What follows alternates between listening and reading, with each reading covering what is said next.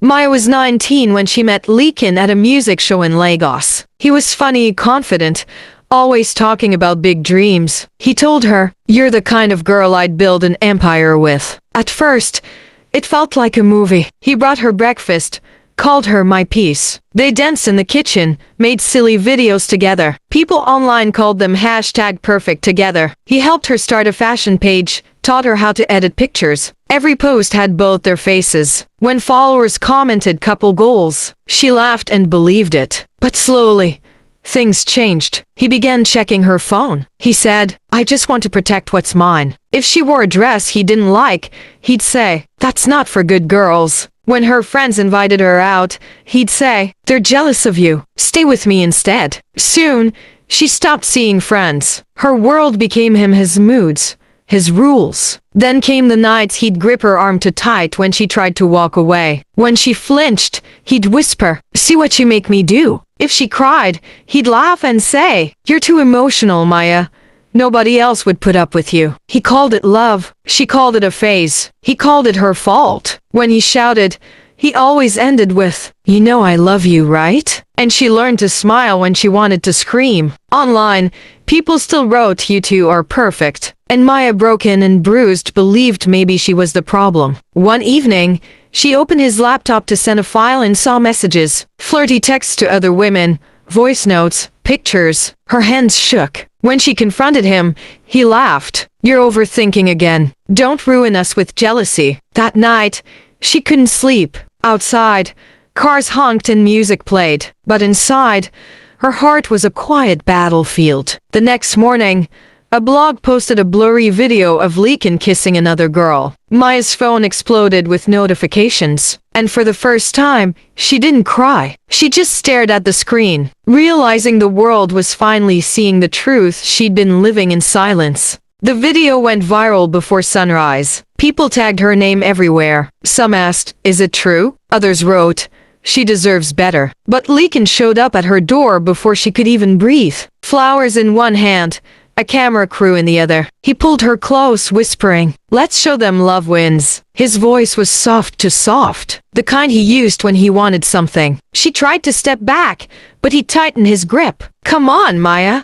If you love me, prove it. They're all waiting for your side. Don't let haters ruin what we built." He smiled like a saint, but his eyes warned her, "Say the wrong thing, and there will be consequences." So she sat beside him, and with trembling hands, she went live. Thousands joined. He held her hand too tightly, and she forced a smile. "I forgive him," she said. "Nobody's perfect." The comments flooded in. Queen energy. So mature. Real love always wins. Behind the camera, his fingers dug into her skin. He whispered through his teeth, "Good girl. Now don't ever embarrass me again." When the doors closed, his charm did too. He threw the flowers into the trash and said, "See, you fixed it. The world believes us again. Don't make me regret saving you." She stared at him, this man the internet worshipped, and realized she wasn't in love anymore. She was trapped in a story he wrote. If she left, she'd lose her brand, her followers, everything he'd helped her build. He reminded her daily, "Remember, without me, you're nothing." That sentence didn't break her this time. It lit a quiet fire inside her. That night, while he slept, she opened her laptop and created a new folder. Step 1. Inside, she typed one line, "Be calm. Collect everything." Over the next few weeks, she became an actress in her own life. She gathered evidence, emails, recordings, screenshots, copies of his fake charity receipts. She didn't tell anyone. She smiled when he walked into the room. She laughed at his jokes. She let him believe he still owned her. But every time he called her my piece, she whispered under her breath. Step 2. Then came the morning his biggest sponsor canceled a major contract. An anonymous email had exposed that his company used fake donations. He screamed, "Who's trying to destroy me?" Maya poured him tea, placed it gently on the table, and said, "Maybe someone you forgot to thank." Weeks passed. More secrets leaked, photos, messages, voice notes, always from nowhere. Anonymous accounts exposed his fake brand deals, unpaid staff, and the truth behind his charity foundation. Every day a new headline appeared. Leakin the pretender, Mr. Perfect, not so perfect. His followers dropped. Brands pulled out. Even his friends stopped picking up his calls. Maya, meanwhile,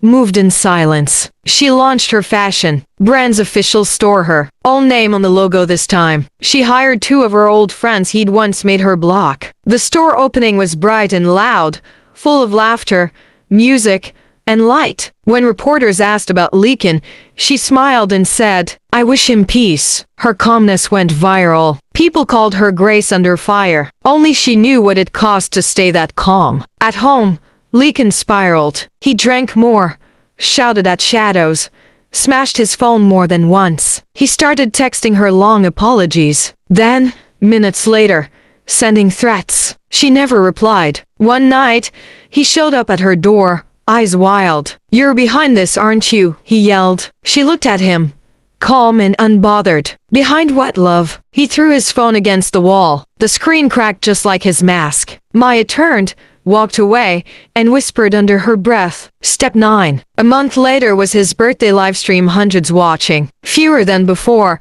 but still enough for him to fake a smile. He thanked his fans, his sponsors, his woman who stood by me. He tried to look strong again. But behind him, the giant LED screen flickered. For a second, he thought it was a glitch. Then the video began to play. Clips of his voice. "You're nothing without me. You make me do this. Good girls don't argue." Then images, his messages, his fake receipts, his mistress's photos. The crowd gasped. His hands froze mid-speech. And then Maya appeared on the screen, calm, radiant, powerful. Her voice soft, steady. "You were right. Without you, I finally became something." The live stream ended abruptly. Panic. Screams. Hashtags. Within minutes, hashtag without you trended worldwide. His sponsors deleted his name. His fans turned silent. His empire, the one he built by controlling her, collapsed in real time. That night, Maya sat on her balcony, city lights blinking below. She opened her laptop. One by one, she deleted the folders. Step 1. Step 2. Step 3. Each click felt like exhaling a ghost. The last folder, Step 10, contained only 3 words. "Breathe. You're free." She smiled, soft, genuine, unafraid. The wind brushed her face, and for the first time in months, it didn't feel cold. Then her phone buzzed. A new message from an unknown number. "You think you won?" She looked at the screen, took a deep breath, and whispered, "Step 11 begins." Months after the scandal, Maya had rebuilt her peace. Her fashion brand was growing.